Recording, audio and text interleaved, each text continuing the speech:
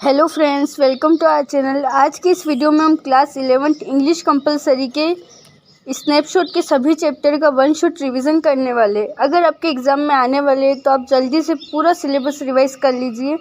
यह वीडियो आपके लिए बहुत ज़्यादा हेल्पफुल होने वाला है। तो चलिए शुरू करते हैं। फर्स्ट चैप्टर है the summer of the beautiful white horse की, जिसे प्रसिद्ध लेखक विलियम सरोयन ने लिखा है। यह कहानी दो आर्मेनियाई लड़कों आराम और उसके चचेरे भाई मोराद की है, जो गरीब परिवार से होते हुए भी ईमानदारी और सच्चाई के लिए जाने जाते हैं। एक दिन मोराद एक सुंदर सफेद घोड़ा लेकर आता है और आराम को घुड़सवारी के लिए बुलाता है। आराम हैरान हो जाता है क्योंकि उनके परिवार के पास घोड़ा खरीदने के पैसे नहीं थे। दोनों लड़के रोज सुबह उस घोड़े पर सवारी करते और बहुत मजे करते, लेकिन बाद में उन्हें पता चलता है कि वह घोड़ा असल में जॉन बायरो का है।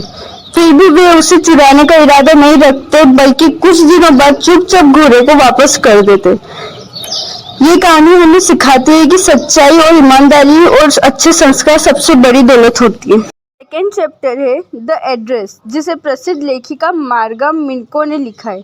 यह कहानी द्वितीय विश्व युद्ध के समय की है, जब एक लड़की का परिवार युद्ध की कठिन परिस्थितियों का सामना करता है।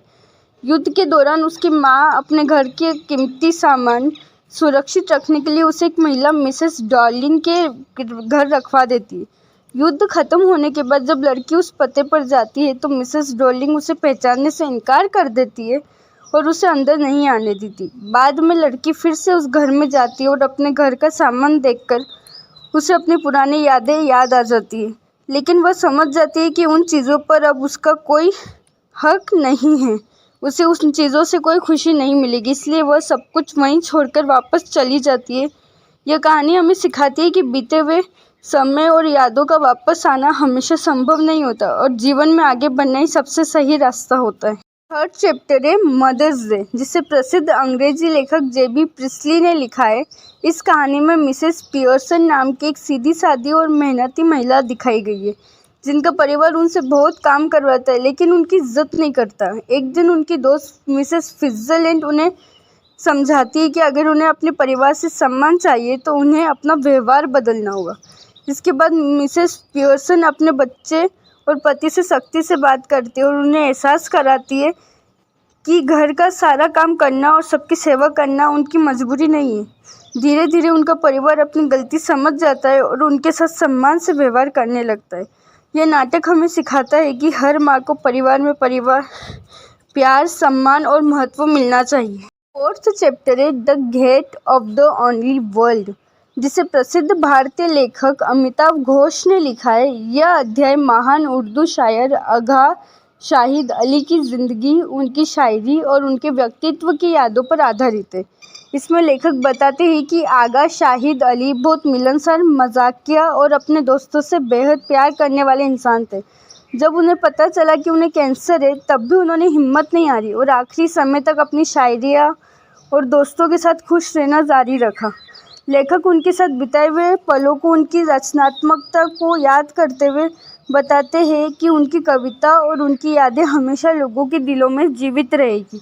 यह अध्याय हमें सिखाता है कि जीवन में दोस्ती, कला और यादों की कितनी बड़ी अहमियत होती है।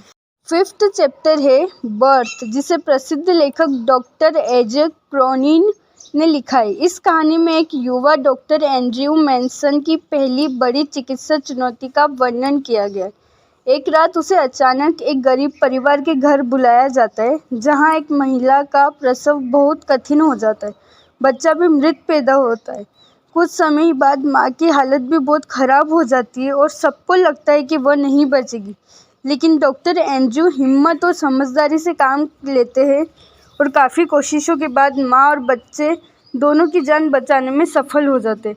यह अध्याय हमें सिखाता है कि कठिन परिस्थितियों में धैर्य, साहस और सही निर्णय किसी की ज़िंदगी बचा सकता है। सिक्स्थ और आखिरी चैप्टर है the tale of melon city, जिसे प्रसिद्ध भारतीय लेखक विक्रम सेठ ने लिखा है। इस कविता में एक ऐसे राज्य की कहानी बताई गई है जहाँ का राजा न्याय को सबसे अधिक महत्व देता है। एक दिन महल में एक मेहराब गिर जाता है और राजा आदेश देता है कि दोषी को तुरंत सजा दी जाए। जांच करते करते दोषी कई लोगों पर डाला जाता है और अंत में अजीब परिस्थितियों में खुद राजा ही फांसी के फंदे में फिट हो जाता है। उसे ही फांसी दे दी जाती है। राजा की मृत्यु के बाद शहर के लोग परंपरा के अनुसार सड़क से गुजरने वाली पहली चीज़ को राजा बनाने का फैसला करते हैं और संयोग से वह एक खरबूजा होता है, मेलन, जिसे सिंहासन पर बैठा दिया जाता है। इस तरह शहर का राजा एक खरबूजा बन जाता है। यह कविता हास्य और व्यंग के माध्यम से यह दिखाती है कि कभी कभी नियम और न्याय की व्यवस्था कितनी मूर्खतापूर्ण भी हो सकती है। ये थे आपके इंग्लिश कंपलसरी स्नैपशॉट के सभी चैप्टर्स। आई होप कि आपको ये वीडियो अच्छे से समझ आया होगा। अगर ये वीडियो अच्छा लगा हो तो लाइक करना ना भूलें और ऐसे ही वीडियोस को आगे देखने के लिए चैनल को सब्सक्राइब करें। Thank you.